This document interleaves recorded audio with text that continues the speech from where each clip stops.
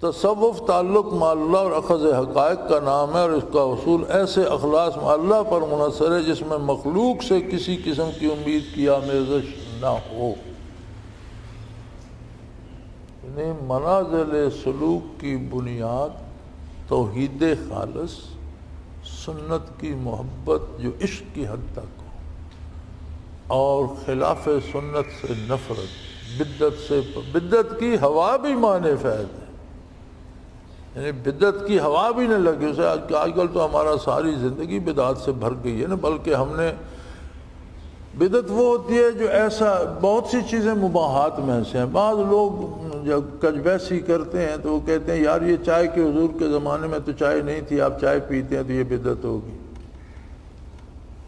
بعض کہتے ہیں یہ آج جو جس قسم کے جوتے آپ نے پہنے ہوئے ہیں یا لباس پہنے یہ حضور کے زمانے میں نہیں تھا، یہ بدعت ہو گیا۔ یہ فضول باتیں ہیں۔ یاد رکھیں بدعت چیز تب بنتی ہے جب اس کو باعث ثواب سمجھا جائے۔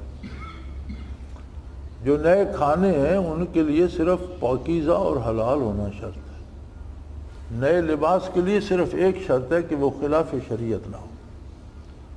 لیکن کوئی اس کپڑے کو سفید شلوار قمیض کو پہننا کوئی عبادت یا ثواب کا سبب نہیں سمجھتا، کوئی چائے یا کھانے یا گوشت کو ثواب کا سبب نہیں سمجھتا، عبادت نہیں سمجھتا۔ جن رسومات کو ہم عبادت کی جگہ لے لیتے ہیں اور انہیں ثواب کا سبب سمجھتے ہیں اور ان کی اصل شریعت میں نہیں ہے، وہ بدعت ہے۔ نہیں، بدعت کے لیے یہ ضروری ہے کہ ہم اسے باعث ثواب سمجھیں، عبادت سمجھیں، مگر اس کی اصل شریعت میں نہ ہو تو وہ بدعت ہے۔ تو یہ جو رسومات ہم نے لے لی ہیں، میں تو سمجھتا ہوں شادی میں، مرنے میں، میت پر بھی ہم کتنی بدعتیں کرتے ہیں کہ اس سے وہ بخشا جائے گا، انہیں باعث ثواب سمجھتے ہیں جو سنت میں نہیں ہے۔